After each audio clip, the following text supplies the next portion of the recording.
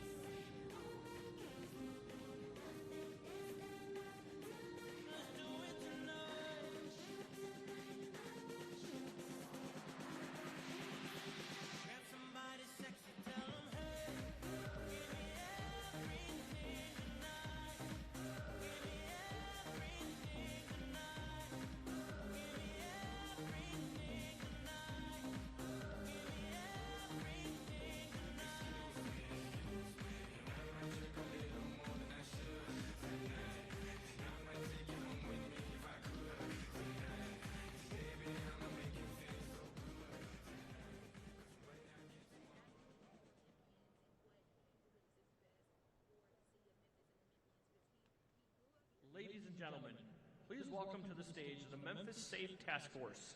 The roundtable will begin shortly.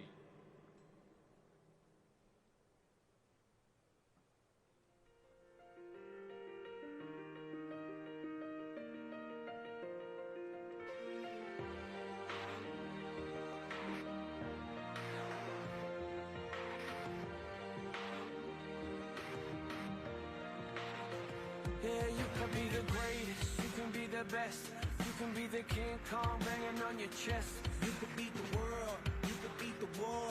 You could talk to God, go banging on his door. You can throw your hands up, you can beat the clock. You can move a mountain, you can break rocks. You could be a master, don't wait for luck. Dedicate yourself and you go find yourself. Standing in the Hall of Fame, Yeah, and the world's gonna know your name. yeah, 'Cause you burn with the God's flame, yeah, and the world's gonna know your name. And you'll be on the walls of the Hall of Fame. You can go the distance, you can run the mile, you can walk straight through hell with a smile. you could be the hero, you could get the gold. Breaking all the records they thought never could be broke. Yeah, do it for your people, do it for your pride. And you're never gonna know if you never even try. Do it for your country, do it for your name. 'Cause there's gonna be a day when you're Standing in the Hall of Fame,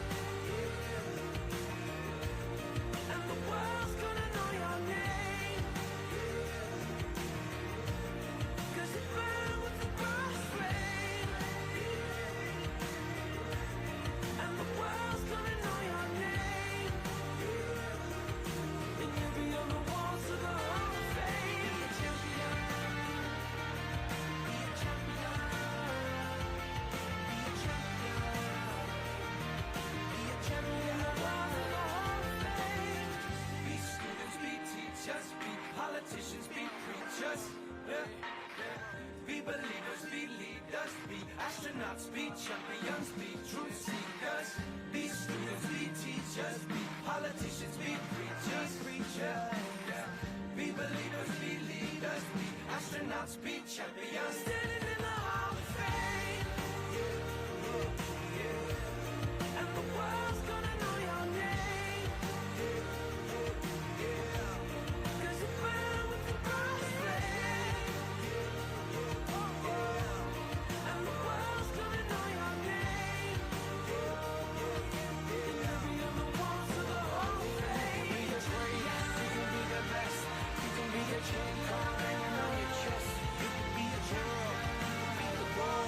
You could talk your child, go banging on his door. You can throw your hands up, you can beat the clock. You can move a mountain, you can break rocks. You could be a master, don't wait for luck. Dedicate yourself and you go find yourself. Standing in the Hall of Fame.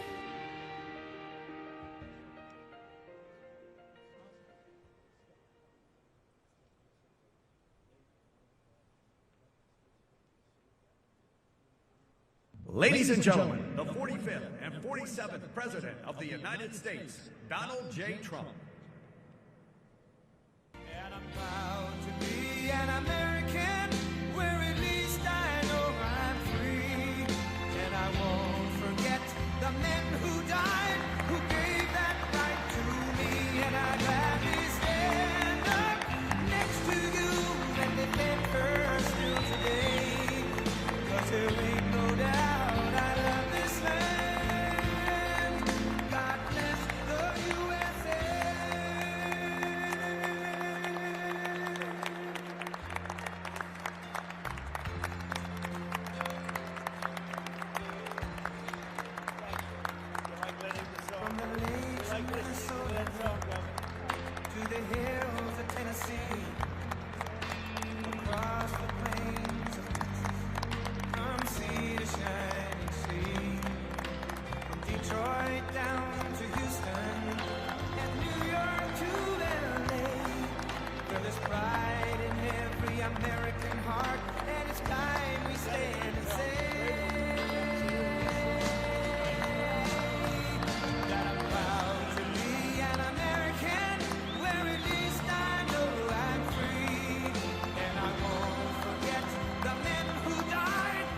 gave that right to me, and I gladly stand up next to you and defend her still today. 'Cause there ain't no doubt I love this land. God bless the USA.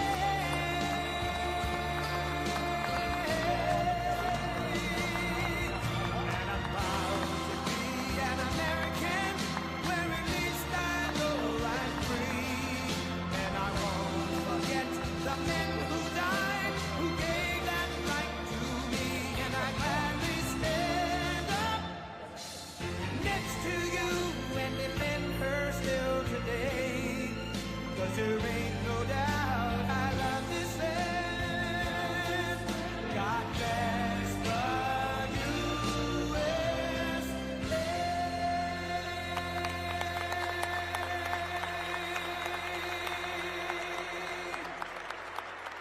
Thank you. Wow, that was a nice place with the best sound system. I don't know who did. Sounds like the finest opera hall in anywhere in the world. Let's come back here more often. So often you have sound systems that aren't the greatest, and there's nothing worse making a speech when nobody can hear you. This is beautiful and it's a great place, and Memphis has to like me, because I have a lot of friends here, and they were not happy a year ago, 2 years ago, 4 years ago, and now they said, we can't believe what's happened in terms of crime, in terms of what's gone on, and the job that these people and some of the great people, many of the great people in the audience have done. And that's why I'm here today. In fact, we were going to cancel because we have a couple of events going on, as you probably noticed. So they said, oh, we'll cancel Memphis. I said, we're not canceling Memphis for anything. We're not canceling.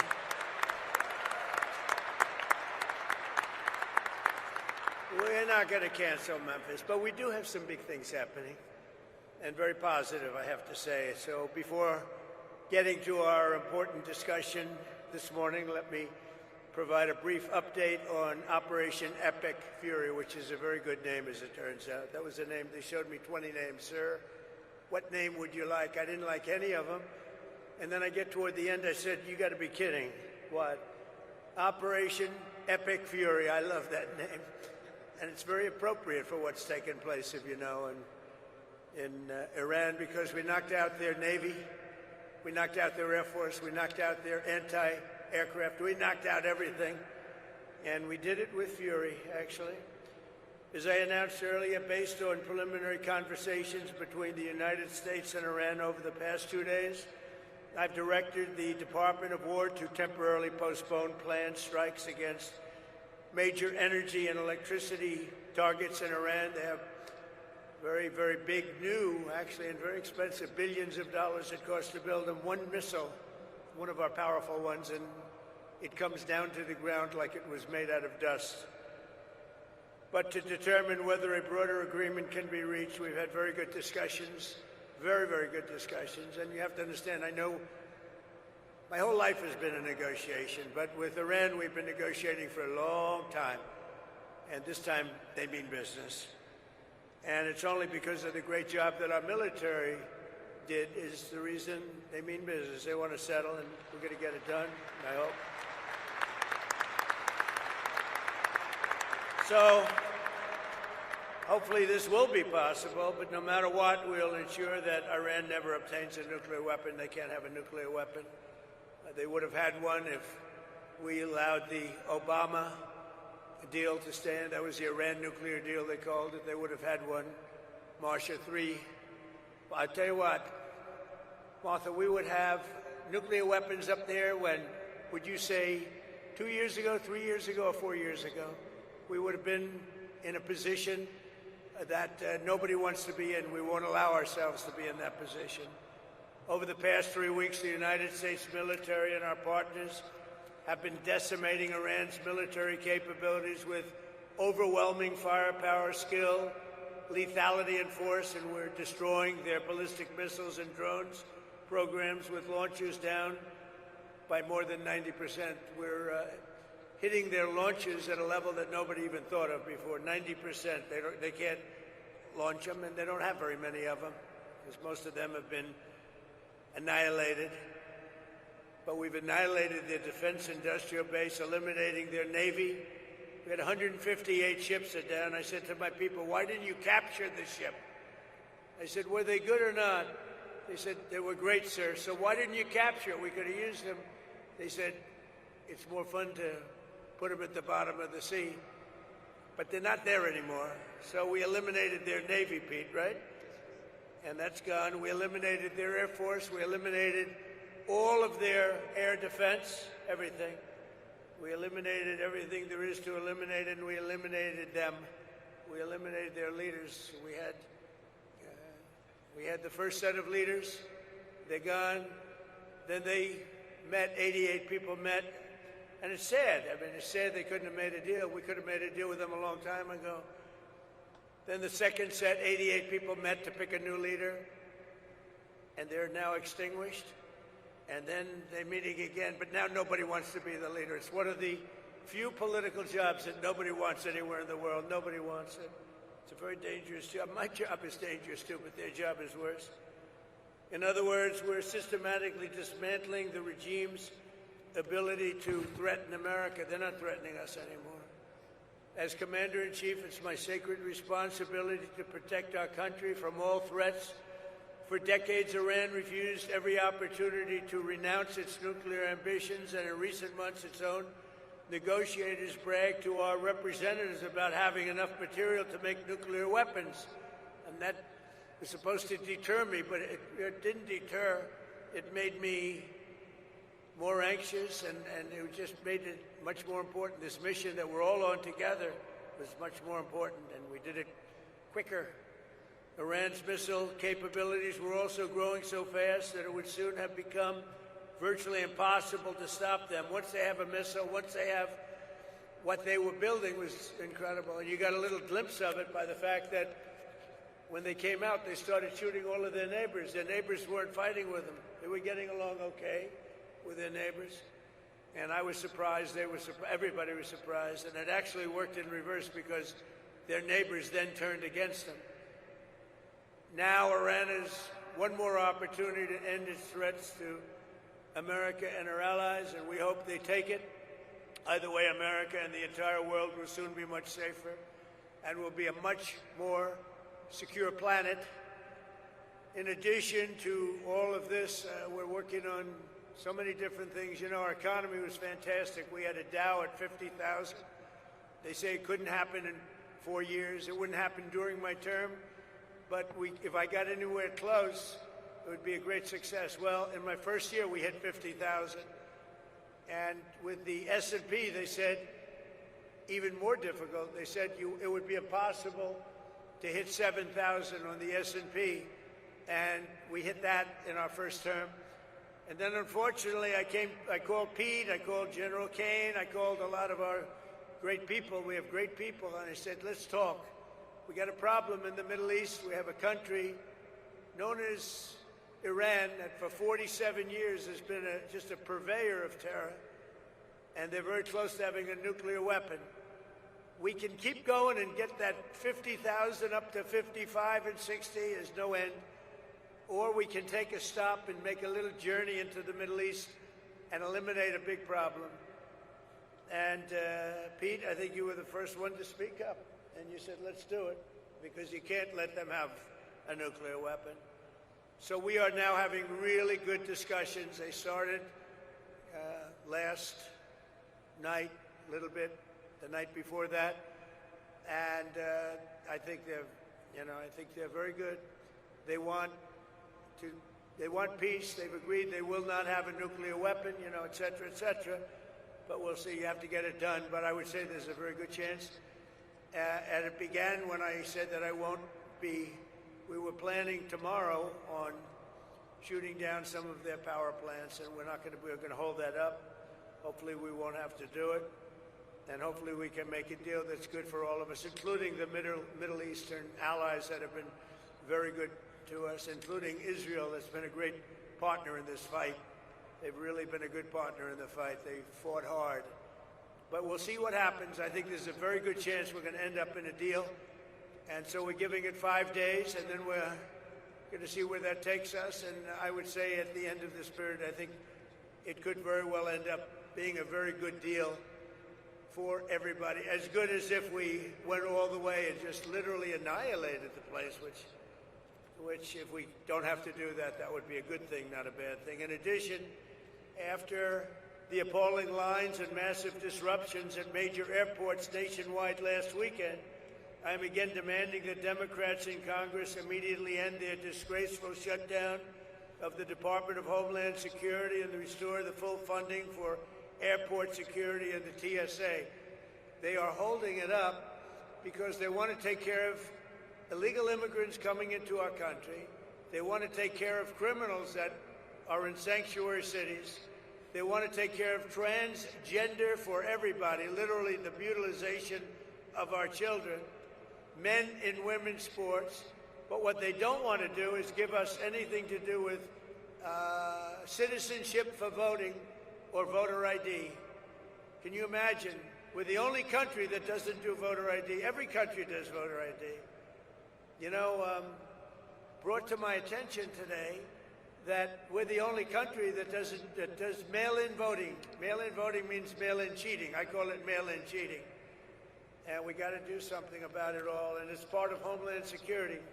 And I'm suggesting strongly to the Republican Party, don't make any deal on anything. The most important thing we can have is what's called the Save America Act.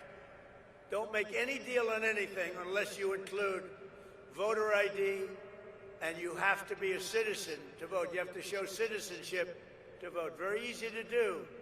It's very insulting when they say people can't do it because they don't know how to do it. Anybody that can't do it, I think it's a very insulting thing to say.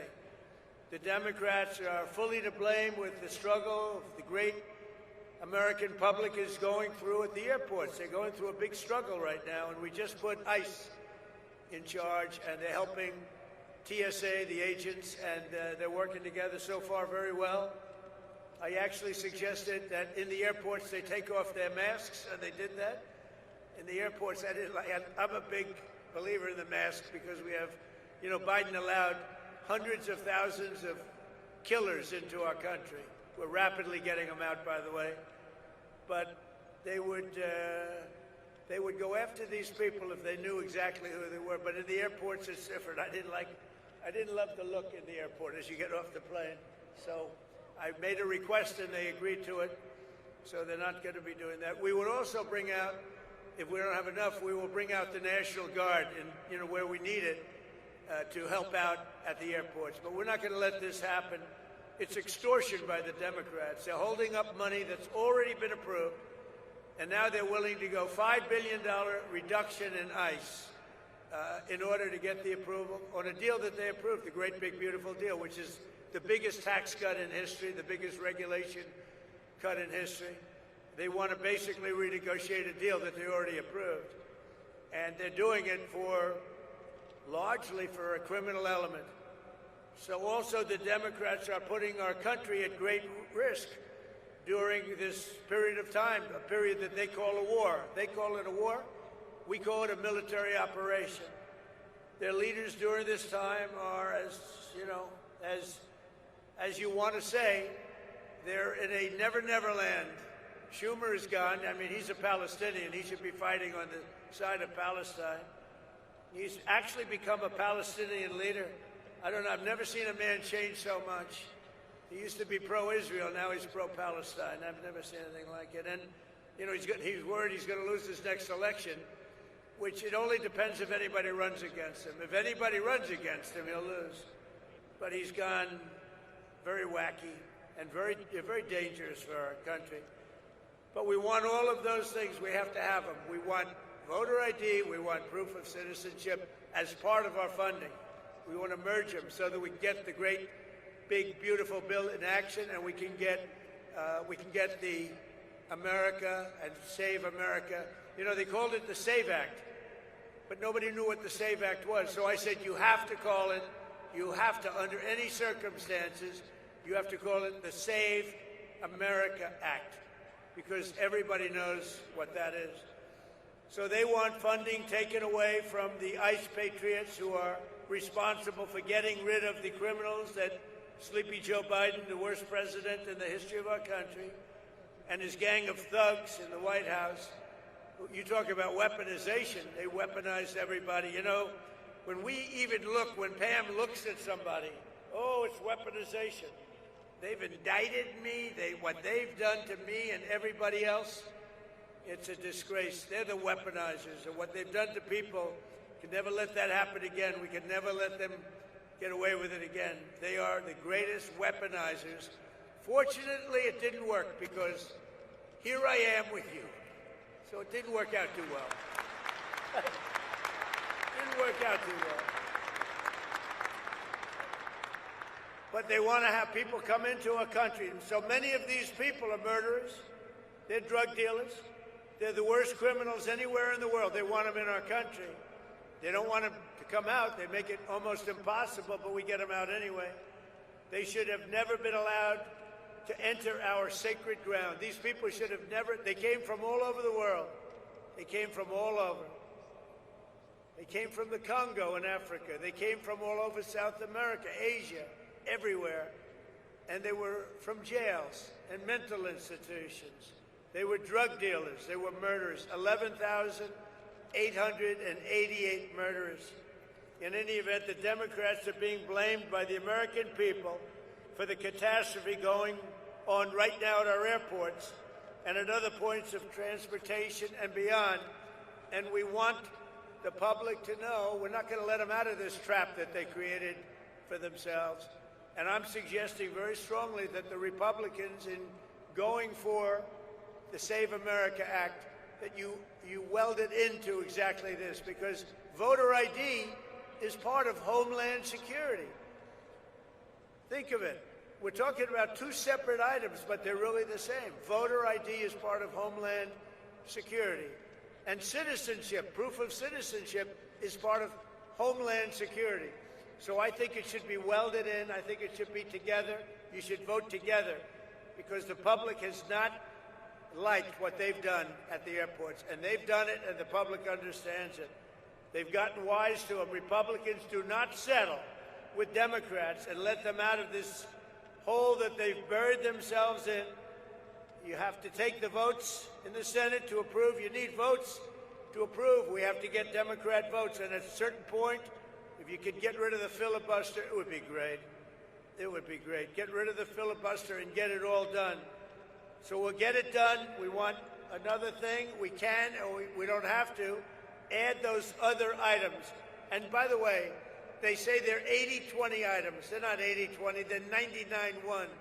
Men playing in women's sports is a 99-1. You look at transgender mutilization of our children, that's a 99-1. And we have that in the bill, too. So they won't sign it. Then let the people reject them. And what we have to do is we have to win the midterms. This is the most important election. Because all of the gains that we've made, we built the greatest economy, the greatest military. I built the military in my first term, and we built the greatest military in the world. We're showing it now with Venezuela, with Iran. Everybody knows we have the greatest, most powerful military in the world. And we're in a position that we haven't seen. We're respected. You know, our country now is respected all over the world. A year and a half ago, we were a laughing stock. We were a laughing stock. The King of Saudi Arabia told me a year and a half ago, he said, President, I can't believe what's happened to America. 1 year ago, you were a laughing stock. Nobody thought you could ever survive. Now you're the hottest country. Use that expression. He said, now you're the hottest country anywhere in the world. And we are now. Congratulations, because we're all partners in this deal. You're the hottest country anywhere in the world. It's really amazing. So I congratulate you. It's a great feeling, because we were laughed at for 4 years with this guy that should have never been president. So I'm tying Homeland Security into voter identification with picture and proof of citizenship in order to vote. And those two items are the most important thing having to do with Homeland Security. So it should be part of the Homeland Security bill. And I'm requesting that the Republican senators do that immediately. You don't have to take a fast vote. Don't worry about Easter going home. In fact, make this one for Jesus, okay? Make this one for Jesus. That's what I tell them. That would be a damn good thing. The most important part of Homeland Security is voter ID and proof of citizenship. Nobody can vote on Homeland Security without voter ID or proof of citizenship. And you can't have Homeland Security without voter ID or proof of citizenship. So we're tying them together. So now, if you don't mind, let's get to the reason why I'm in Memphis and why you're doing so well. Because Fred Smith, everybody know Fred Smith? He was a friend of mine, and he created, from a sort of failed report at like Harvard or whatever, he did a business report, a concept he had, that was his thesis, a concept he had to build a company, and it was FedEx. So he gave this thing where he takes packages, he delivers them. Who the heck knows what he put down?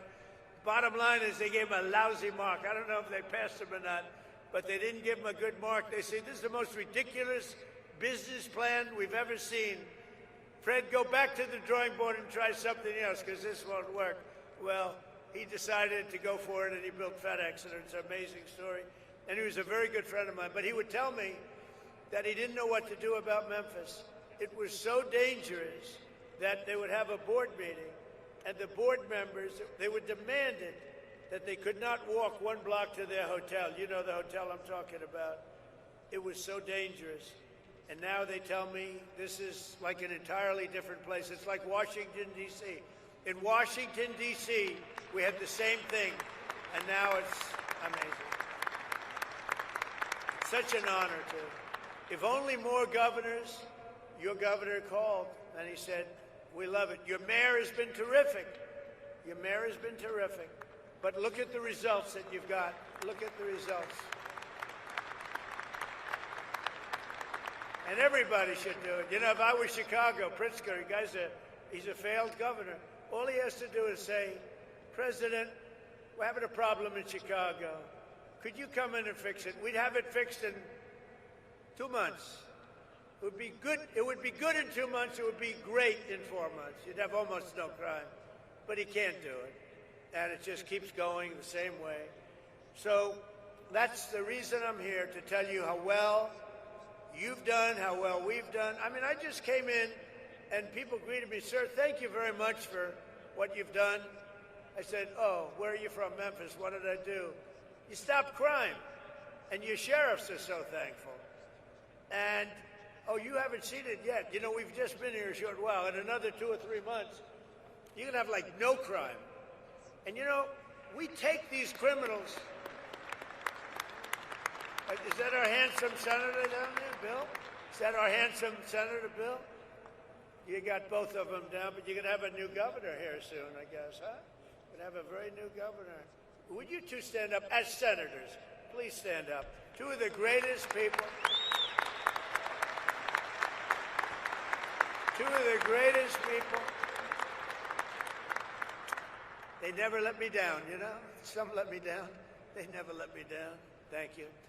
Last September, my administration launched the initiative modeled on D.C. Safe Task Force in our nation's capital. One of the most amazing things, I mean, I hate to say it, now I can say it, but our nation's capital was one of the most dangerous places on earth.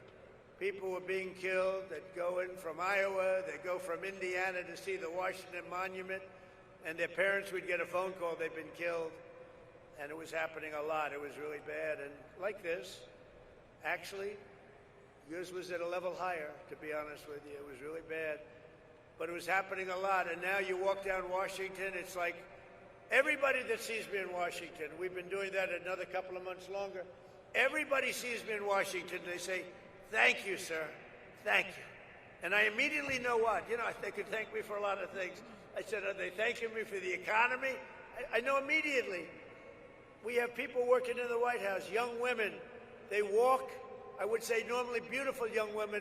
Ever since I got elected, I don't like to say that, because usually when you say a beautiful woman, isn't she beautiful? That's the end of your political career. So I never say that. But young women coming up to me and they're saying, sir, thank you so much. I know immediately what they're talking about. I say, how big a difference is it? They say, we walk to work. We were afraid to walk into an Uber. We were afraid to walk into a car. The car would be, it didn't matter. The car was being robbed when we were in the car. And it was much more than being robbed. Being robbed was the least of it. And we took out over 3,000 people. And you know, there's an expression that 90% of the crime is caused by 2% of the population. And when you hear that, you realize why we can do such a good job. We moved 3,000 people out, permanently out of Washington. These were career criminals. Many of them came in through the Biden open border disaster. They came in. They weren't there. They came in. They said, we want to live in Washington where they'll take good care of us, give us plenty of welfare. And we got them all out. We moved them back to their countries. Sometimes we'd put them in prison because they were so dangerous.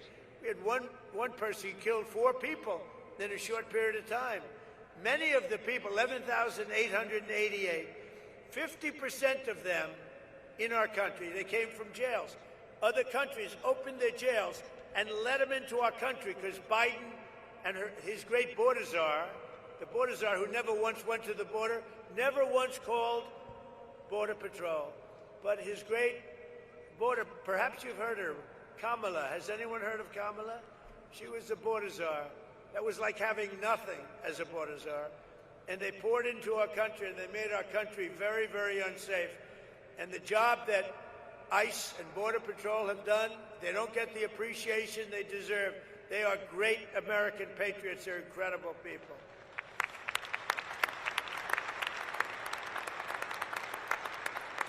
So we brought together 22 federal agencies, state and local police, and 1,500 members of the incredible National Guard to smash the grip of the violent criminals on this iconic American city. The city is incredible. People love it so much, but they're just fed up. They can't stay, and now they're staying. I had somebody backstage say, sir, I was ready to leave, and now we're staying.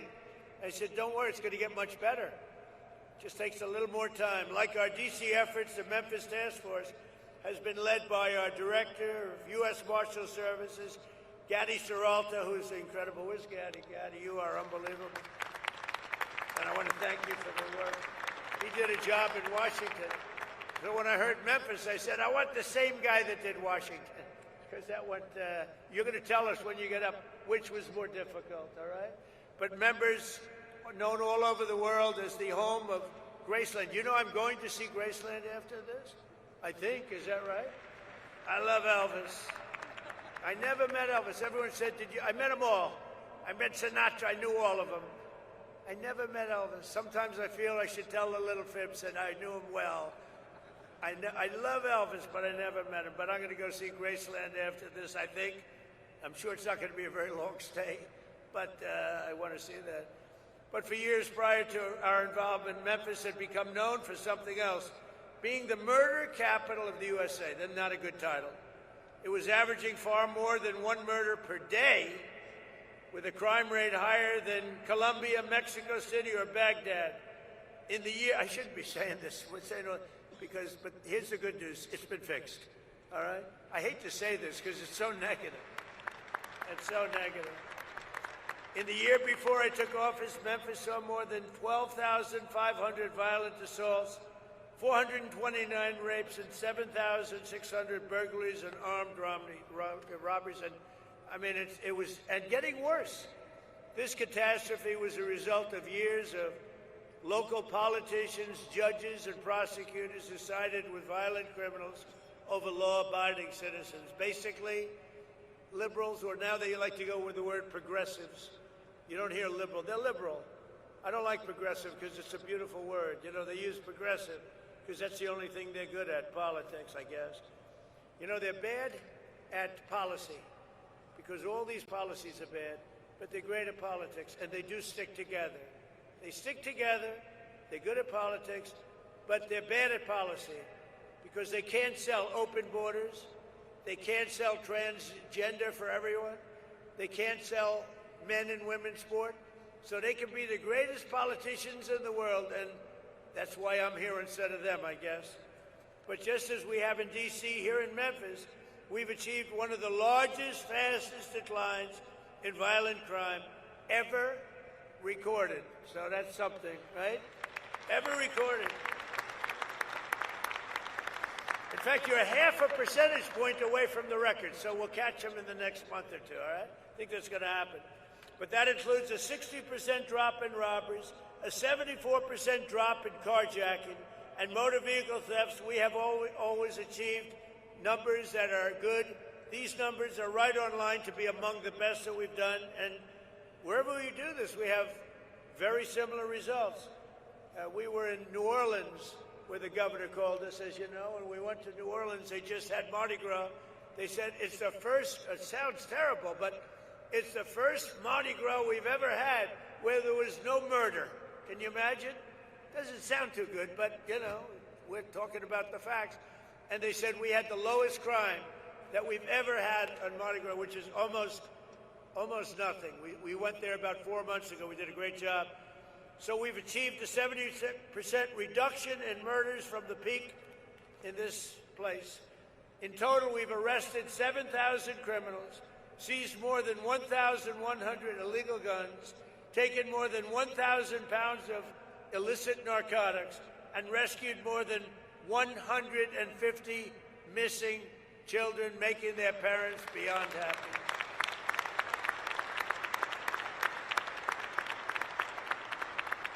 So I'd like you to please join me in thanking, I tell you, every single law enforcement hero here today. We have a small number compared to what's doing the job, who helped make Memphis safe again. Memphis, just so you know, with all of the things we said, you have now developed a reputation as a city that's coming back stronger than any city in the country because of what's happened with crime and because your political leaders had the courage to do what they did. So I'd like you to also say a special welcome and hello to the Tennessee National Guard, the Memphis Police Department, ICE, CBP, the ATF, DEA, Homeland Security Investigations, the U.S. Marshals, the Tennessee Highway Patrol, and all of law enforcement. Everybody got together, and they said, we're going to make Memphis great again. And they really did. It's so good. But, you know, I talk about how good it is. We're at 75%. Some people say 80, 81%. That still leaves 20%. You're going to be down in another 2 months, 3 months, I think, Addie. We're going to be down. We're going to be down to almost no crime. You're going to be an almost crime-free city. You're going to be so proud of it. People are going to stay. They're going to actually come back because you have everything going, but you have that one horrible cloud over your head. And you essentially, people know it's happening, but essentially in another 2 months, you're not going to have anything. You're going to have a virtually crime-free city. So today I'm pleased to announce that the Secretary of War used to be the Secretary of Defense. We made a minor change. We like the sound of it better.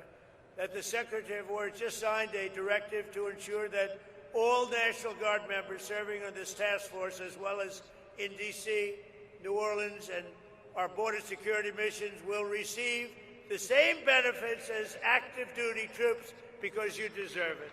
That's not bad. That's not bad.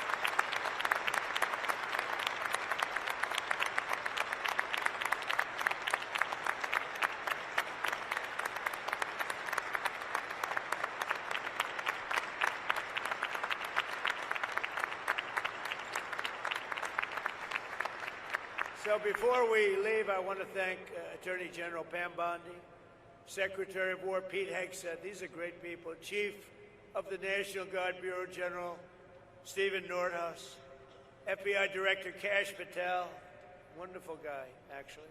You got to get to know him. Once you get to know him, he's a wonderful guy. I've known him too long, right? He's a good guy. DEA Administrator Terry Cole, what a job he's done. Acting Director of ICE, where's Terry? Good job, Terry. What a job. In Washington, too. Acting Director of ICE, Todd Lyons. Todd, great. Thank you, Todd. Good job. Head of the ATF, Rob Cicada. Rob. Thank you, Rob. Head of the Tennessee Highway Patrol, Colonel Matt Perry. Thanks, Matt. And head of the Tennessee National Guard, Major General Warner Ross. How are you? You guys look central casting. These are central casting people. What did you need us for? You didn't need us. Anyway, they had to let you do your job, right? They're letting you do your job now. Thanks as well to Tennessee Governor Bill Lee for the outstanding job. Thank you very much, Bill. We appreciate your call.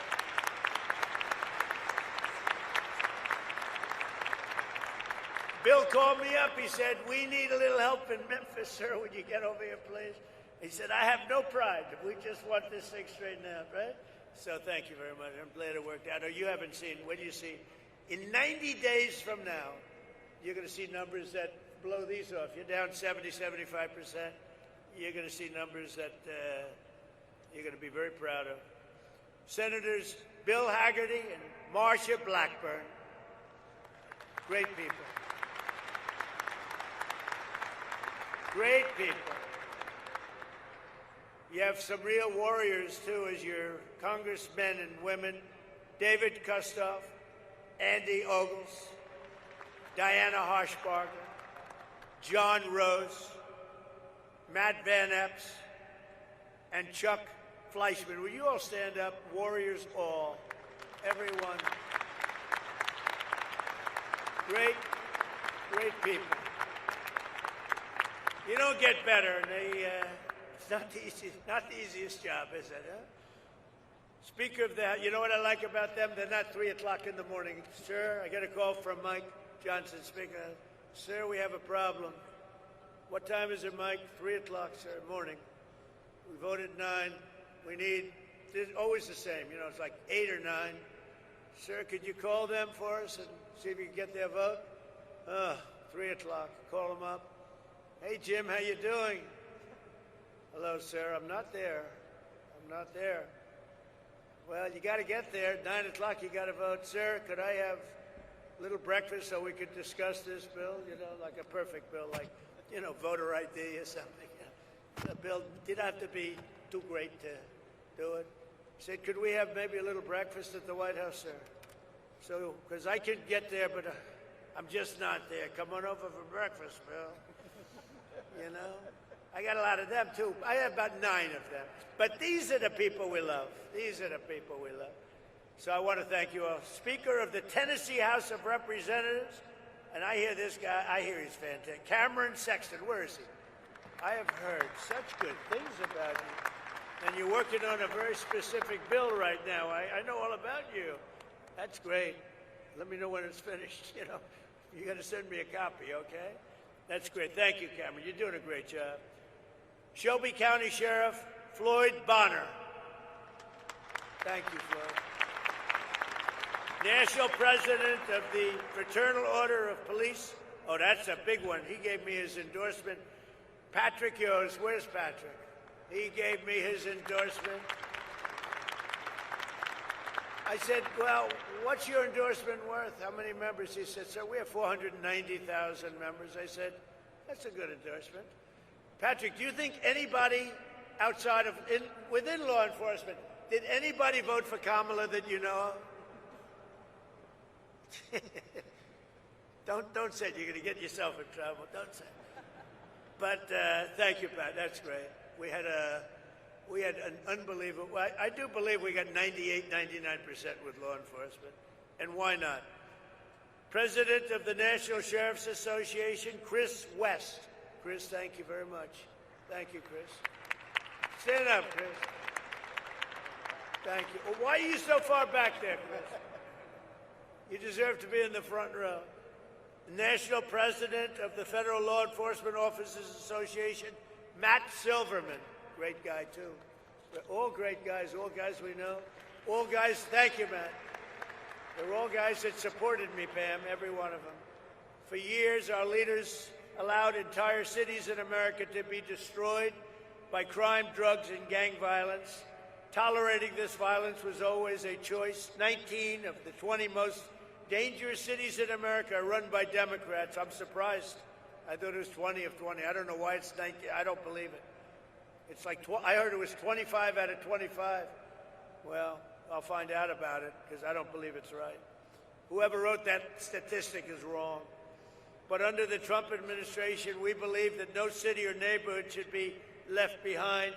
In Memphis, the crime became so horrible that residents were made prisoners of violence in their own community, in their own home. But with the help of the great people right here at this table and right here, it's a whole different story right now. It's changing fast, and it'll be record-setting in a very short period of time, and I'll be here to celebrate it with you. You know, it's a very special state to me. I won this state, Bill, by numbers that nobody's ever won it before. We have the all-time record for votes. So I happen to like the state. I love Tennessee. Maybe someday I'll move to Tennessee. I might have to move there. No, I love it. You never know what that is. You know, you just have a relationship with the state. It's a lot safer than relationships with other things, I can tell you as a politician. But I especially want to thank Speaker Sexton, who's working with the task force to pass model bills that will be toughen crime, to deliver permanent safety to the people of Memphis. And really, I don't know if you know, but they're looking at this all over the country, what you're doing. They're studying it. That's why I know your name so well. And all over the country, they're studying it. And so I hope you do a great job, as simple as you can and as complex in the sense of we want to be tough, we want to be strong on crime, because that's the thing. We want to have heart, we want to have fairness, but we have to be tough, because some of these people are bad people that should have never been allowed to be here. Since I took office, we have successfully arrested or removed from the country over 500,000 hard-line criminals. And under our leadership last year, the murder rate nationwide saw the single largest decline ever recorded to the lowest level in 125 years. That's something. That's something. And this is despite the fact that they allowed 25 million people into our country. Many of those people should never have been allowed into our country. So now I'd like to ask Director Gatti Seralta, who's really a special guy, and I've lived with him because of Washington, D.C. I saw what he did, but to say a few words. And congratulations for what you've done everywhere, but today we're only interested in one place, Memphis, Tennessee. Thank you very much. Gatti? Thank you, Mr. President. Thank you very much. So good morning to you, and thank you, Mr. President. Today we celebrate the successes of this incredible mission and all our federal, state, local, and National Guard teammates who have contributed mightily to the Memphis Safe Task Force. Mr. President, it is an honor to be entrusted by you to lead this amazing task force as Director of the United States Marshal Service. Your decisiveness in responding to state and local leaders' requests for federal assistance is inspiring. It was just over 6 months ago when you signed the executive order restoring law and order in Memphis. At that point, the city of Memphis was overwhelmed with unprecedented levels of violent crime, to include some of the nation's highest per capita rates of murder, robbery, and aggravated assault. Memphis residents could not safely enjoy a walk downtown. Parents were fearful of their children playing outside, and local businesses struggled to prosper. The mission you gave us was clear and concise. Crime will not prevail in Memphis, period. The city will not be surrendered to lawlessness. President Trump, thank you for your leadership. We had a blueprint, quickly restoring order and reducing violent crime, given our success with Operation Make D.C. Safe and Beautiful, as you mentioned. We began our deployment to Memphis and commenced operations on September 29, 2025, with 20 partner agencies and 200 task force members. Now we partner with 33 multi-agency teams throughout the Memphis area. We have the support of over 2,700 officers and National Guard members who comprise the Memphis Safe Task Force, most of which are out here in the audience. In just over 6 months, the Memphis Safe Task Force has made over 7,342 arrests, this is last week's numbers, with charges ranging from homicide, there was 44 of those, 812 drug offenses, and 757 gang-related offenses. We have seized over 1,200 illegal firearms and located and returned 150 missing children.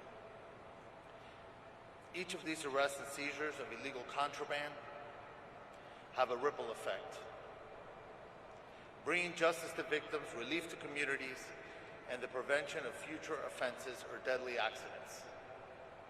Our work, however, has not just been about arrests and the seizure of illegal firearms and narcotics. Our Tennessee National Guard partners have made a significant impact while serving on the task force by administering several life-saving doses of Narcan to overdose victims, chasing down and detaining a fleeing murder suspect on Christmas Day,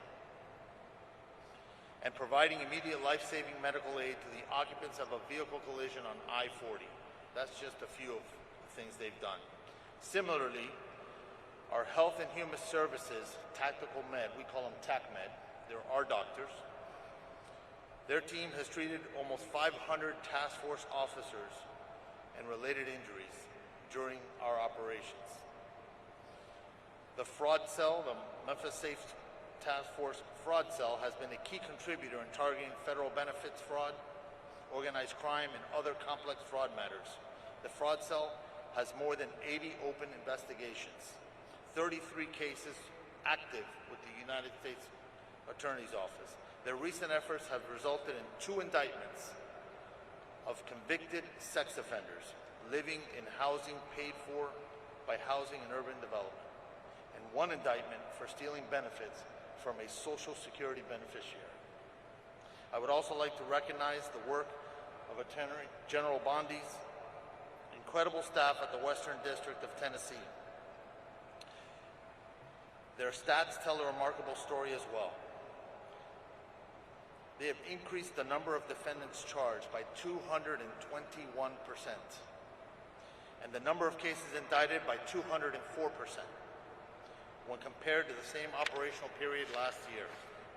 I see you smiling, Mike. Congratulations. Without question,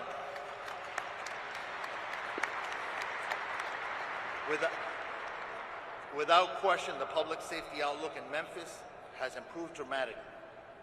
In the past 6 months, collectively, our efforts have resulted in a 43% reduction in total serious crimes, 37% reduction in murder, 40% reduction in sexual assault, 56% reduction in robbery, 68% reduction in motor vehicle thefts, and the most impressive of all is a 65% increase in the solvability of the crimes that have been committed.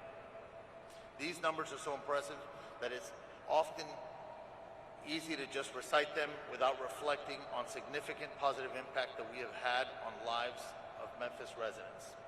The city's residents and visitors are now more likely to venture downtown, and our local businesses are rallying back.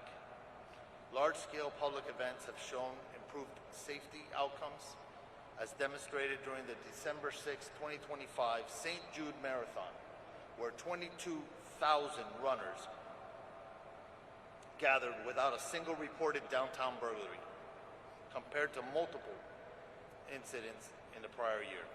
Perhaps the most telling of all is one of our Special Assistant United States Attorneys recently reported that a traveling emergency room doctor, expressed his appreciation for all that the task force had done. You see, he said that in years past he would see 3 to 5 gunshot victims per shift, and now he sees an average of 1 gunshot victim every 3 or 4 shifts. Mr. President, the Memphis Safe Task Force underscores one simple truth: when federal, state, and local agencies work together as genuine partners, we can reclaim even the most troubled cities. I am extremely grateful to you for the opportunity To all our partner agencies, it has been an honor to work alongside you, and I look forward to sustaining and building on these partnerships as we continue to make Memphis safe again. Thank you. Thank you, Getty, very much. And Pam, I think, thank you. What a great job. And I think, I see them sitting out there, your U.S. Attorney and your Assistant U.S. Attorney. You do a great job. Would you please stand up? Michael Please. Donovan. Michael Donovan, Thank you, Michael. Thank you both. Great job. Thank you. Pam Bondi, please. Thank you, President Trump. Some people choose to tolerate crime, but you chose law and order. And that's why this task force worked. It was all of us, as Gowdy said, working hand in hand with my FBI, DEA, U.S. Marshals, ATF, with Cash, with Terry, with Rob, with Gaddy. Not only that, with Pete, with Department of War, with Homeland Security, with all of my agencies, working hand in hand with the National Guard. When you went out there, when we came to Memphis, you could not tell who was with what agency because everyone was working so well together. Our U.S. Attorney, Mike Donovan, was out there. And not only this, everyone needs to know, we met with this president multiple times about this endeavor. The president knew what was going on here. The president cared. People like Alice Johnson sitting in the front row, who is a Memphis resident, she told us what a horrible crime problem there was. And I think the unsung hero in all of this is Stephen Miller. Stephen is the architect of making all of these plans work. Stephen, thank you. Thank you. And just two very brief examples. There was a horrible murderer, Arsenio Davis, who last October committed a gruesome double homicide. He killed his mother and dismembered another person. And based on this task force working hand in hand, he's off the street. Another example, a horrible monster who's charged with raping a small child. This task force, all of these members working together, arrested him. We can give you countless examples of that. Over 770 gang members off the streets. And we know there's no normal day for a law enforcement officer. We know it's so dangerous what our law enforcement officers do. But know this, Donald Trump and this administration, we have your backs. Thank you all, and thank you, President Trump. Thank you. Thank you. Thank you, Pam. And Pete Hegseth, who has been unbelievable at what he's doing, is nobody better. That was a wise choice. Pete, go ahead. Well, thank you, Mr. President. Thank you for your historic leadership on Operation Epic Fury. The success you've laid out was only possible because of the military you rebuilt, as well as the historic success here in Memphis. And I want to start by thanking every patriot in this room, in law enforcement, and the nearly 1,500 National Guard members for your heroic efforts in this operation.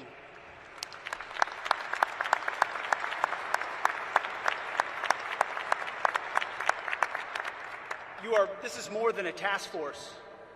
This is a statement not just in this city, but across the nation. When I look around this table, I'm looking at people that we work with every day: Governor, Cash, this team, the National Guard, Pam, Stephen, as was mentioned, Gaddy, the Speaker, at the federal level and the state level, working hand in glove. It doesn't happen any other way. You see, before President Trump, our nation was set on a perpetual course of decline. Our defense industrial base had been hollowed out. Our military had lowered its standard, prioritizing equity over merit and lethality. And right here in cities like Memphis, our people were focused on enduring just what seemed to be the status quo of rampant, vicious crime. Well, they let their cities burn to the ground, literally. In the name of hollow humanitarianism, weak leaders, and that's what it is, it's weak leaders, previously provided sanctuary for hordes of dangerous, illegal aliens who preyed on our most vulnerable. Soft on crime, defund the police nonsense tied the hands of our brave law enforcement heroes while the bad guys ran wild. And the most basic tenets of public safety, the foundations of any civilized society, were labeled as too toxic to implement.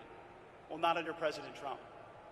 Such engineered chaos combined with a wide open border. By the way, thank you for agreeing to sign that declaration for the Memphis troops, the DC troops, and the troops on our border. They'll now be paid and get benefits just like folks on active duty. Thank you for that, Mr. President. It's an important step of demonstrating how serious this mission is to the Department of War. It's common sense. And it was that same common sense that brought President Trump back to the White House. People were sick and tired of the never-ending crisis. And under President Trump, we will not allow depraved, suicidal ideologies to destroy our great cities. No longer will we sit idly by while illegal aliens and savage criminals rape, murder, and poison the good people of this country. Because every American, without exception, is entitled to safe, clean, and beautiful cities. Cities where you can walk in peace, cities where law enforcement can do their job. And to that end, the Department of War stands shoulder to shoulder with state and federal partners so that our streets can be defended once again. Kind of like the visual I'm looking at right here. I see a lot of civilian leaders and police, law enforcement leaders in the front. And who's behind you?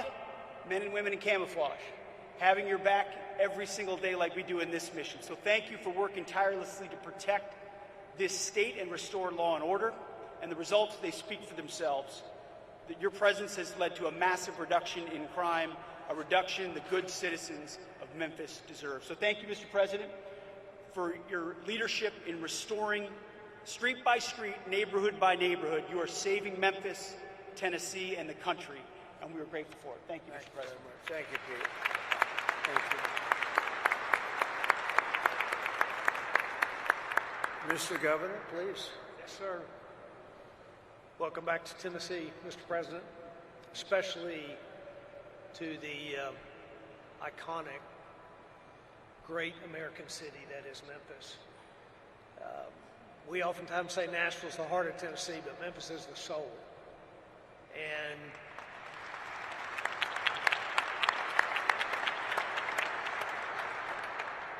great businesses here, remarkable people, a true, rich cultural history, but a serious problem. And I want to tell you, even for me, today's a very important day, even personally. I'm a man who has loved this city all of my life. My grandparents, my mom born and raised, my family here. As a young kid, spent time with my cousins roaming the community, the neighborhoods in this city. But sadly, for decades, that was not possible for children to do safely anymore. And to watch this great city be plagued by crime like it has for decades was a very tough thing for Tennesseans to do. But as was said earlier, what's happened the last 6 months has changed that story entirely. And because of your leadership, Mr. President, putting together the Memphis Safe Task Force, putting these people, this leadership team in place, funding and making possible resources that have never before been made available to a city like has been made for Memphis. Because of that, because of the leadership here, and these, especially these men and women of law enforcement and the National Guard, who have, in fact, gone shoulder to shoulder with not only the multiple agencies involved, but with the people of Memphis. What has happened here has created generational change and will create generational change, and it could not have happened except for what's happening and what we're celebrating here today. So the people of Memphis are grateful. This governor is grateful. I thank you for the work that's happened. And we are looking to the future. We believe that great things lie ahead for this city. There's a lot of work yet to be done. The General Assembly, and we are working together with the General Assembly to create legislation that will make certain that this is a lasting effect for our city. I'm very hopeful for the men and women of Memphis that have prayed for a long time that the violence would stop, for the businesses that have held strong to create jobs and opportunity for Tennesseans. I have a lot of hope for the future. I do believe and have believed all my life that this is a great city, and now it is on a trajectory of greatness beyond where it's been in the past. thank you for that. And I will say, I want to introduce Stephen Miller to speak next. There is one person who showed up here early, actually multiple people at this table, but he said his commitment to whatever we needed for this city and for this task force to be successful. He committed that when this began, and it has happened. And we're not done, but the statistics speak for themselves. What Gaddy just read out a while ago is hard to imagine when we first started this just 6 months ago that these were going to be the results. There's more to go, but we're grateful for the work. And Stephen, your commitment to us, Tennesseans, truly are grateful for it. And your commitment to President Trump's strategy, not just to make Memphis safe, not just to make Tennessee safe, but to make all of America safe again. So thank you, sir. Thank you. Stephen? Thank you. Well, first and most importantly, thank you to President Trump, whose vision and courage and determination has achieved something that if you had predicted it 15 months ago, people would have said it was impossible. If you had said 15 months ago that we would achieve the lowest national murder rate, not in 5 years or 10 years or 15 or 20 or 30 or 40, but in 125 years, nobody would have believed it possible. And President Trump did exactly that, and it is a miracle.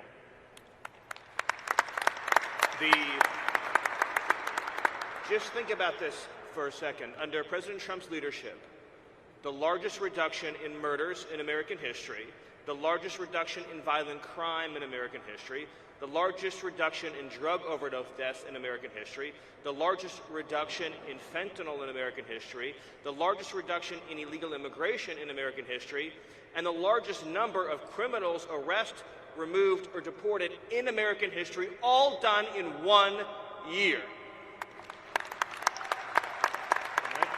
If I would just say this, if we had an honest media in this country, the statistics I just gave you would be 24/7 on the news. Nobody could have ever predicted such an achievement would be possible. The second thing I want to thank President Trump for is assembling the greatest national security and public safety team in American history.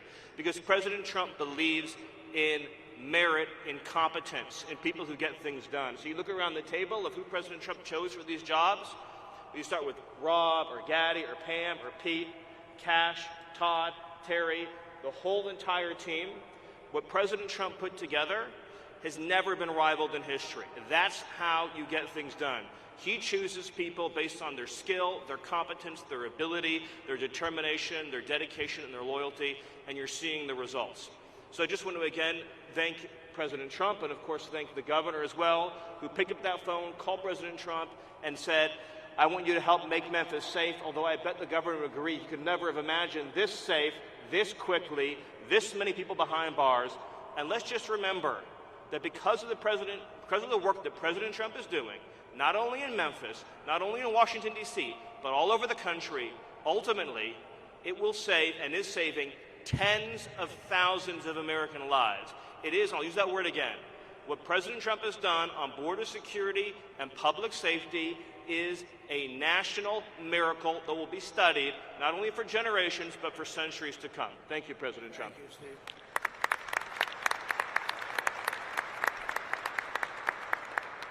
So, Cash, see if you can top that. I don't know. That's a tough one, Cash. That is tough. You know, Mr. President, as I look around this venue, I see, and I'm reminded again, why we have the greatest warriors on God's green earth, the men and women serving in uniform, the men and women serving and wearing the badge, and law enforcement, our police, our sheriffs around the state of Tennessee. I'm reminded that Americans exist to protect this country day in and day out, and they've done it like we've done it here. But what we didn't have was you. We didn't have a commander-in-chief who backed the blue, who resourced the blue, who funded the military, who did whatever it takes to safeguard every single life. And here in Memphis, Tennessee, you have put on a show for the world. You have allowed us to go out there and capture gangbangers, rapists, murderers, drug dealers at record historic levels.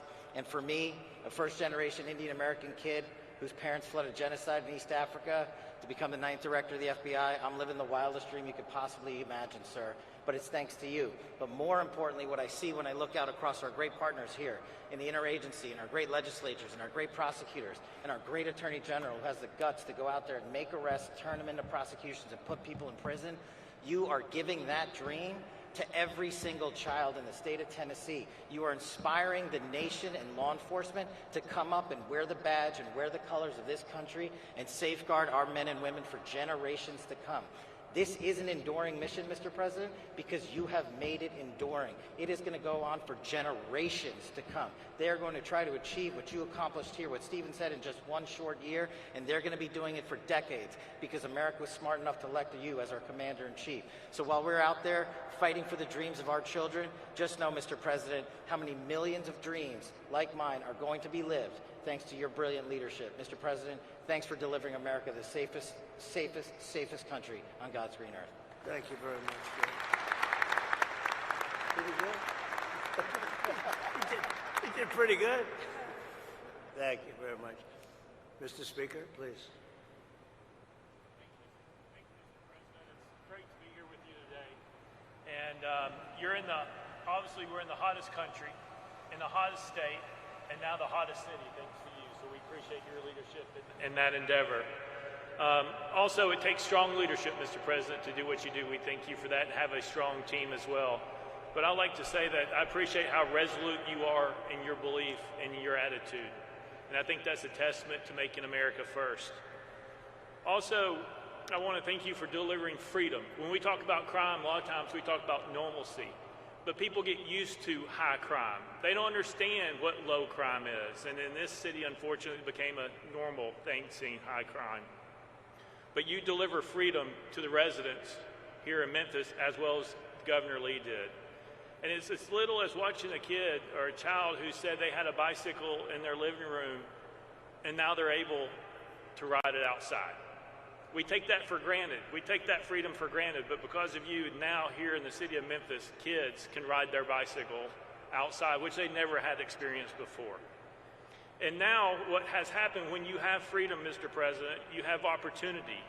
You now have hope, you get independence, and then comes prosperity. And that's what making America great is all about. They can be anything they want to be. It doesn't matter where you start out. You can end up wherever you want to be, and that's exactly what you're doing, Mr. President.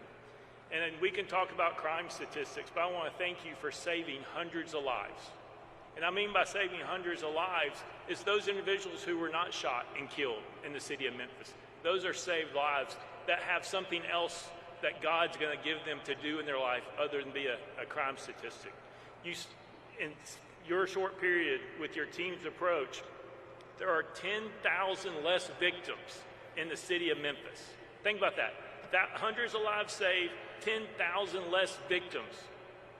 That is an accomplishment that you have never seen in this aspect.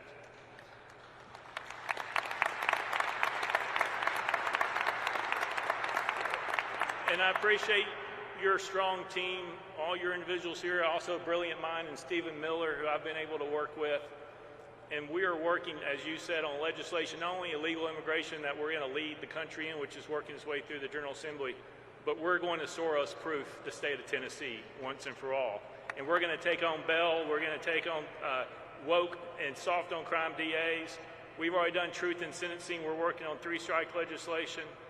But we have a strong General Assembly that will support the governor and me and Lieutenant Governor McNally, who's a great advocate in this endeavor.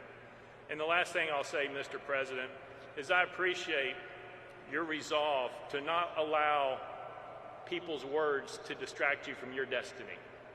Stephen Miller just laid out what that destiny looked like, which is untouched in our history. Thank you for being resolute and not allowing those who want to take you down or to cause you harm to allow you to continue fighting forward to make the America what we know it can be, as well as the city of Memphis. Thank you very much, Mr. President. Thank you very much.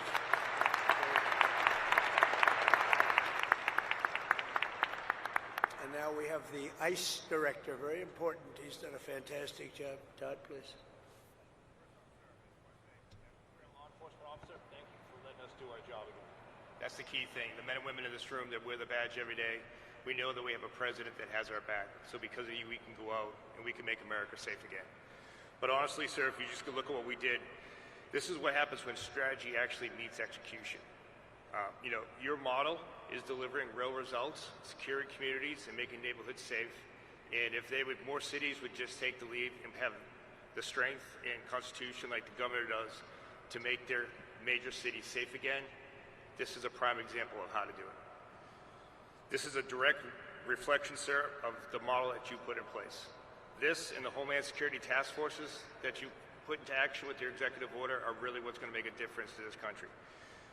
One thing, and Gaddy brought it up, was the Memphis Interagency Fraud Cell.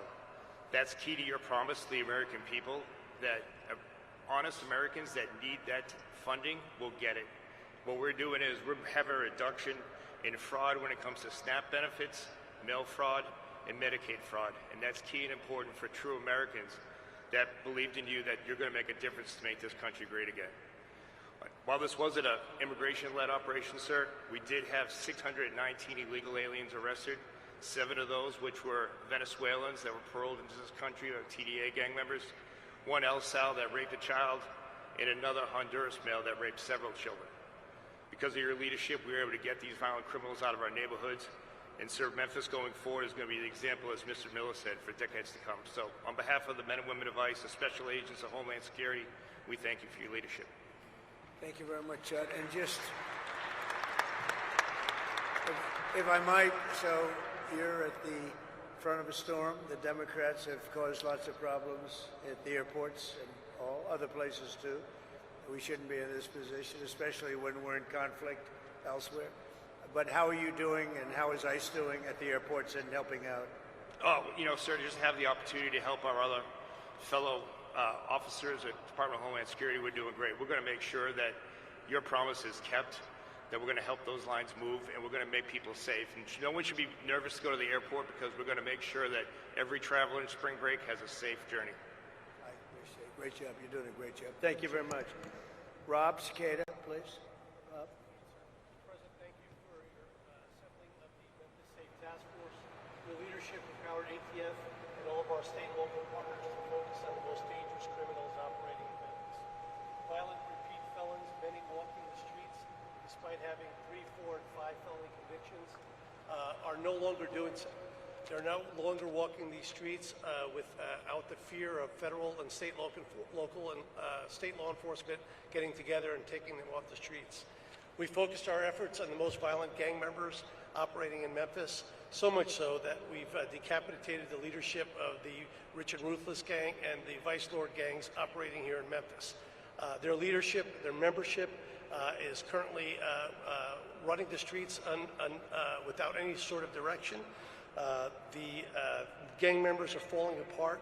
They're weakened. Their ability to coordinate and commit violent crimes are broken down because of the Memphis Safe Task Force. We've also been able to identify numerous firearms trafficking task force. Some of the evidence items that you see here were recovered from violent gang members. Many of these firearms were converted from semi-automatic weapons to be able to accept machine gun conversion devices, which now allow these rifles and pistols to shoot full auto. Those weapons were used by the gang members to terrorize this community and commit numerous homicides and numerous aggravated assaults. Those networks were identified and removed from operations. One in particular was operating 3 3D printing machines, making machine gun conversion devices in his house when search warrants were executed by ATF and our Memphis Safe Task Force partners. We are continually focused on preventing violent crime. In one instance, while we were out on patrol with our state and local partners, our agents responded to a shooting that had just occurred, located a victim that sustained serious gunshot injuries. Agents were able to render first aid on the scene and prevent that victim from bleeding out. Victim was transported to the hospital and ultimately survived because of the Memphis Safe Task Force being here. Our agents regularly talk to the members of the community. The community, when we first arrived, was in visible fear. They were afraid to walk out of their homes to the corner store. They were afraid to sit in their front yards because of being in fear of being victimized of a drive-by shooting. Those people are now approaching our agents and our partners thanking us every day for being out there and taking the fear away from them so they and their family members could walk their communities and sit in their front yards and talk to their neighbors without fear of being killed or shot. So thank you for your support of law enforcement and for creating the Memphis Safe Task Force. Thank you, sir. Thank you, Robin. You do a fantastic job. Thank you very much. One of the best crime fighters I know really from personal experience, because I've watched him more in D.C. than here, but I get the reports on what's happening in Memphis. And Terry Cole, please say a few words. Great job. Mr. President, thank you for your leadership. It's given law enforcement the tools and the support to take this fight directly to the local street gangs, but also the cartels, the designated terrorists that are killing Americans. Your leadership is attacking not only the local street gangs here, but it's attacking the cartels in Mexico. It's attacking the cartels in Venezuela. It's attacking the cartels in Colombia and Ecuador. And it's setting the example for the world to see that they are designated terrorists. They are fueling the violence in our streets. The DEA, along with our local task forces, are disrupting the supply chain, dismantling networks, and saving American lives. This is America first. This is Americans first. The DEA is proud to stand along with our federal, state, tribal, and local partners here in Memphis with our amazing military and National Guard. The work has just started, Mr. President. We will take the battle wherever the battle leads us. But one thing can be rest assured. After you take Maduro out of Venezuela, after you take Mencho out of Mexico, after your diplomatic pressure forces the Mexicans to make a record seizure last week of 270 kilograms of fentanyl that was destined for the United States, this is truly due to your leadership. It's due to your partnership with law enforcement that enables us to do our job. A few small seizures from this task force is represented in front of you. Close to 190 kilograms of cocaine, close to 50 pounds of methamphetamine. But more importantly, this task force seized enough fentanyl to kill in lethal dosages close to 20 million Americans. 20 million Americans. In a separate case just outside of Memphis, working with our state and local law enforcement partners, we seized another 25 million lethal doses of fentanyl that was heading to our cities, heading to our streets. I will tell you, Mr. President, in my 3 tours here to Memphis to put on the gun, to put on the vest, and to go out in the community, I was welcomed.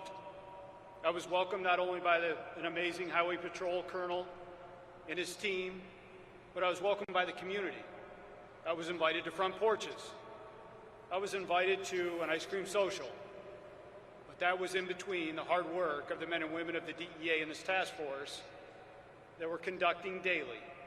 See, personally, I served 4 search warrants with the amazing men and women of DEA and the Memphis Police Department and Tennessee Highway Patrol because I believe in the mission of where you lead from the front.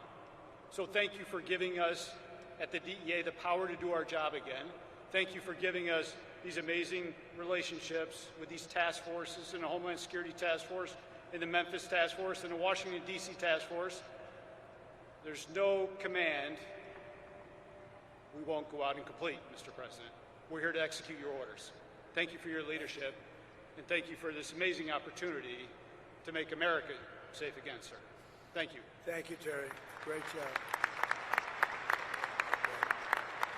So just in finishing up, we have 2 great people that happen to live here. One's a business owner and a good one, and one's a good one also, a resident.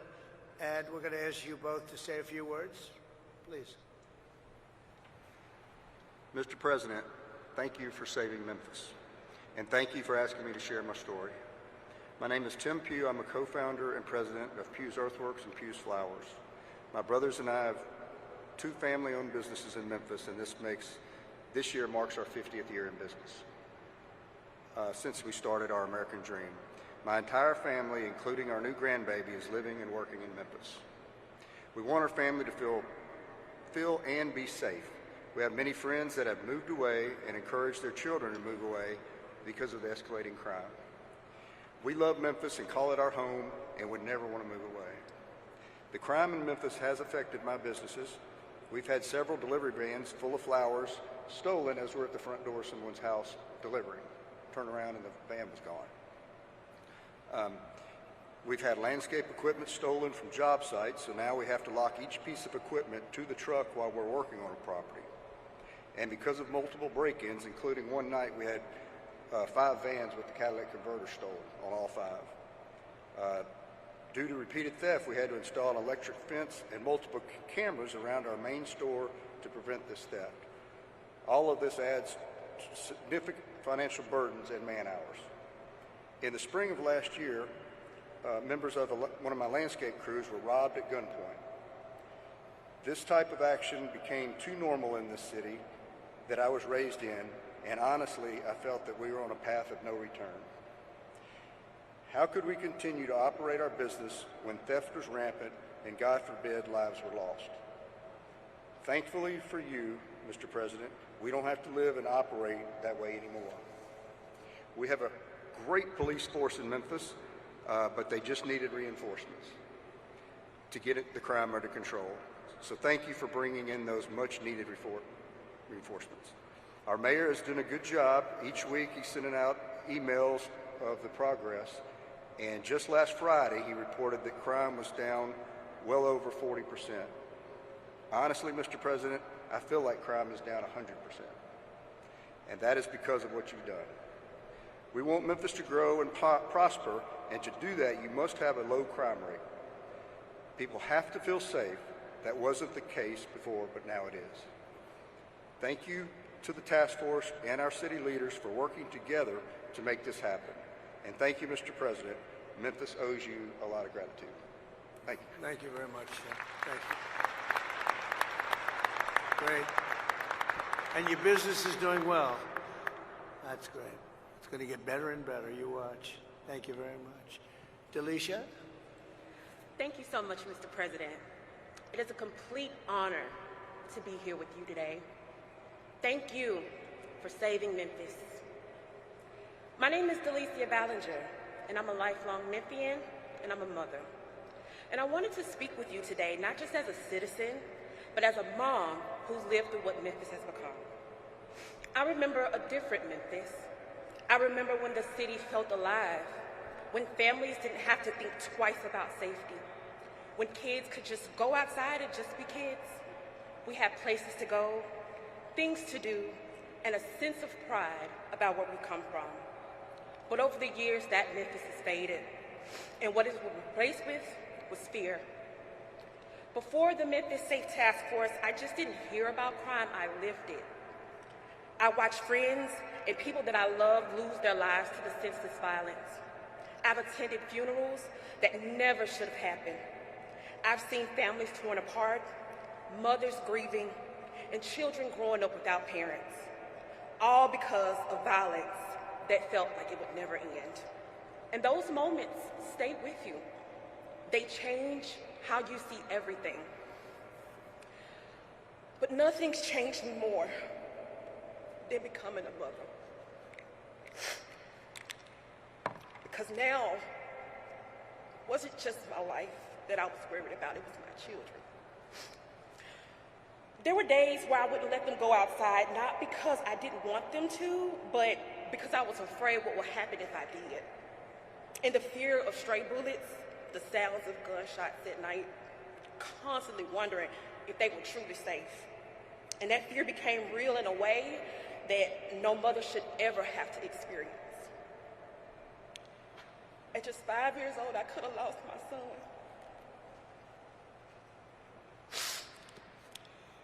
There was a drive-by shooting, and a random bullet came through my home in that very same space where my son played. And to that day, this bullet hole is still in my wall, a permanent reminder of how close I came to losing everything. My family we are good people. We work hard every day to have everything that we have, only to have it taken away from us. We've experienced multiple burglaries in our home, and it wasn't just the material things that were stolen, it was our sense of security, our peace, our livelihood. And that violence just wasn't inside of our home, it was all around us. Just literally 4 houses down from where I live, a grandmother and her child was shot. I remember what sounded like almost 30 gunshots ring out. Yellow tape covered the street. After that day, those neighbors never returned. Their home now, with the for sale sign, stands as a reminder of a fear so deep that they couldn't come back to the place where they almost lost their lives. And that feeling, that fear, is something that my family knows all too well. That is not how families are supposed to live. That is not how children are supposed to grow up. We've reached out for help. For years, we looked to our local leaders hoping that something, anything would change, but nothing did. And that was until you, my president, stepped in. I need you to understand what that meant for families like mine, because in a matter of weeks, we felt a difference. Today, I can sit out on my porch and drink tea in peace. My children can go outside and play in our backyard again, and for the first time in 5 years, I don't hear any gunshots in my neighborhood. It's been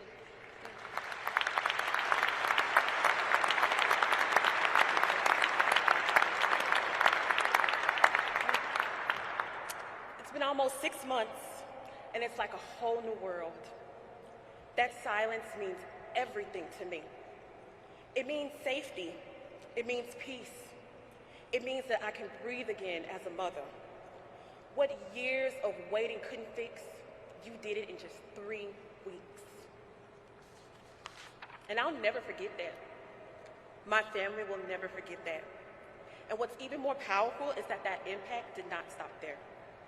Because of the Memphis Safe Task Force, it has sparked continued efforts right here at home, like the Make Memphis Matter movement, led by the incredible, the most awesome State Senator Brent Taylor, starting in 2023, who is putting his best foot forward every day to continue the mission to make it a safer Memphis and to hold our SOARs back DA accountable at a state level, and partnering with amazing Senators Hagerty and Blackburn on the federal level. And it's because of leadership like that, I believe that Memphis can become that place that I once remembered. So from the bottom of my heart, thank you. Thank you for seeing communities like mine. Thank you for taking action. Thank you for putting Americans first, especially right here in Shelby County in Memphis. Because this isn't politics for me. This is my life. This is for my children. In fact, President Trump, my son, my beautiful son, is here today, and he would like to wave and say thank you, because now he's free to live a normal childhood. Braylon, stand up for me, baby.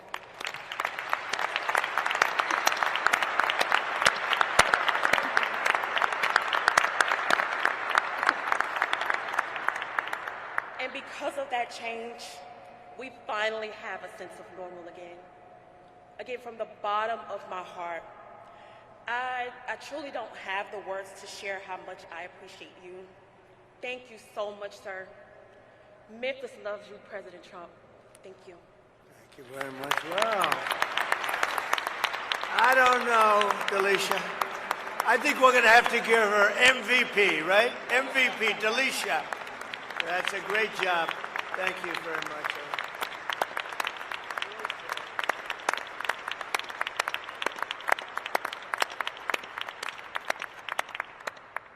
I think she has to run for office. Would you like to become a Republican? She said, I am a Republican. I love this. Anyway, great job. Thank you very much. Appreciate it. Really beautiful. So you're going to see some fantastic results. You already have, but you're going to see some numbers that are going to bring you into a level that few cities attain. I want to thank the governor. I want to thank the state. The state is just a fantastic state. The first day I stepped in it, we were leading by 30 points, and it never went down. It just only went up.